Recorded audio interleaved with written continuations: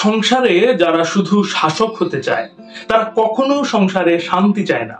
সংসারে শুধুমাত্র নিজের কর্তৃত্ব বিস্তারে যারা সঙ্গীকে দিনের পর দিন মানসিক যন্ত্রণা দেয়, সঙ্গীকে অসম্মান করে, সঙ্গীর উপর খবরদারি করে, তারা আসলে দাম্পত্য জীবনটাকে বিষাক্ত করে তোলে, যেখানে সংসার জীবনটা নরকে পরিণত হয়।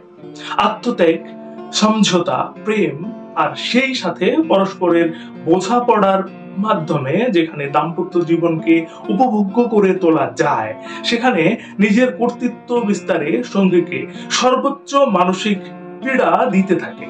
আপনি যখন সঙ্গীর কাছে অর্ধাঙ্গ বা অর্ধাঙ্গিনী না হয়ে কেবল সংসারে শাসকের ভূমিকা পালন করবেন, তখন ধীরে ধীরে সঙ্গীর মন থেকে আপনি উঠে যাবেন।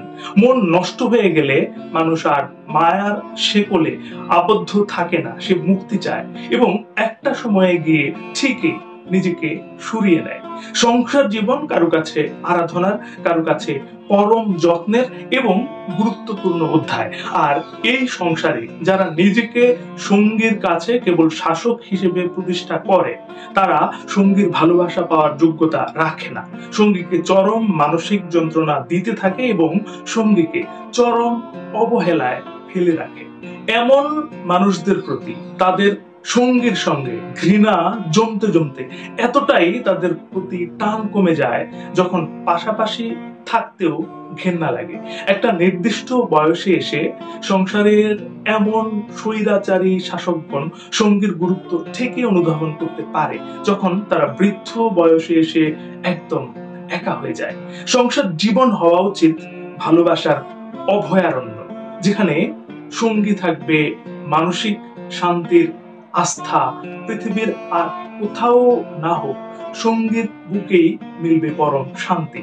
সংসারে শাসক হয়ে নয়, বরং একজনের ব্যথায় অন্যজনের ভেতর হাহাকার জন্মাবে এমন পরিবেশ ক্রিয়েট করুন। সঙ্গীর উপর কর্তৃত্ব নয়, যেখানে পরস্পরের মনে ভালোবাসা এবং প্রেমের প্রসারণ সৃষ্টি করবে। তবেই তো পৃথিবীতে মানুষের একমাত্র শান্তির জায়গা হবে সংসারে। আজ এখানেই শেষ করছি। তার আগে একটি কথা মনে করিয়ে দিই, এই পৃথিবী তাকেই সম্মান দেয় যে ইউনিক কিছু করতে পারে। ইউনিক কিছু করুন, ভালো শুনুন, ভালো থাকুন। ধন্যবাদ।